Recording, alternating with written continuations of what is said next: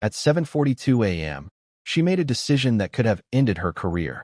A woman in her early 60s was lying on the cold pavement outside a medical office complex, her purse overturned, her breathing uneven, commuters stepping around her as if she were an inconvenience rather than a human life. Hundreds passed. Only one stopped. And what happened in the next 9 minutes would determine more than a job offer. It would expose the difference between experience and character. The woman who stopped was Linda Harper, 57 years old, a seasoned healthcare administrator from Ohio, who had spent nearly 3 decades working her way from front desk coordinator to regional operations director. 2 years earlier, a corporate restructuring eliminated her position. Since then, she had faced the quiet reality many Americans between 45 and 64 understand too well. Interviews that end with polite smiles, phrases like, "We're moving in a different direction," and the subtle sense that experience can sometimes be mistaken for age. This interview was different. It was for Chief Administrative Officer at a growing hospital network, a role that meant stability before retirement, restored confidence, and proof that decades of dedication still mattered.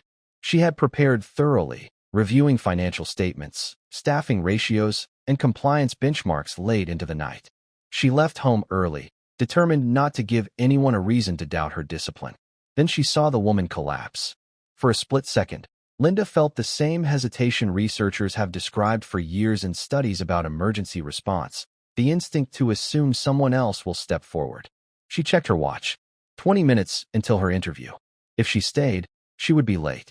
If she walked away, no one in that building would ever know. Except her. She set her leather portfolio down and knelt.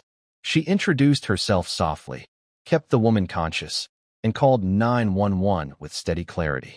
Drawing on first aid training required in hospital management certification programs, she elevated the woman's head slightly and applied pressure to a small but persistent wound. People gathered at a distance but did not intervene. Minutes passed slowly. When paramedics arrived, they asked who had assisted. Linda answered briefly, declined attention for herself, and realized she was now 24 minutes behind schedule. She walked into the office tower aware that punctuality is often treated as a measure of reliability. The receptionist's expression tightened. Inside the boardroom sat 3 executives, including the network's board chair, a respected figure in her early 60s known for strict standards and decisive leadership. The first question came without delay. "Ms. Harper, you were scheduled for 8 sharp. What happened?" Linda could have blamed traffic. She could have minimized the delay. Instead, she described the incident plainly and without drama. The room grew still. The interview continued with detailed questions about operational efficiency, crisis management, and ethical decision-making in high-pressure environments. Linda answered each with the confidence earned over decades. Yet as she left the building, she assumed the opportunity had slipped away. Later that afternoon, her phone rang. The caller identified herself as Evelyn Grant, chair of the board. There was a pause that made Linda's heart pound. "You didn't recognize me this morning, did you?"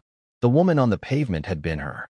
Hospital records later confirmed a brief medical episode related to blood pressure fluctuations. Security footage showed multiple professionals walking past before Linda intervened. The other finalists had noticed but continued on, prioritizing punctuality over presence.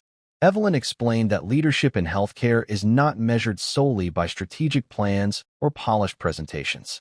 It is measured by how someone responds when responsibility is inconvenient.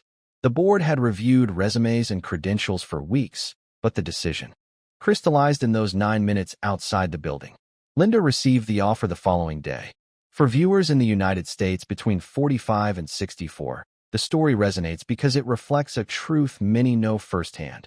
Experience is not just about years worked, but values lived consistently even when no reward is guaranteed. Linda did not act because she expected recognition. She acted because walking away would have conflicted with who she believed herself to be. And in doing so, she demonstrated the very leadership the organization was searching for. Now consider this carefully. If your final opportunity stood in front of you, if financial security and professional validation depended on being on time, and if a stranger collapsed in your path, would you risk everything to stop? Or would you trust that someone else would handle it? Let us know in the comments what you would have done and where you're watching from. And if stories like this remind you what truly defines character, Subscribe so you never miss the next one.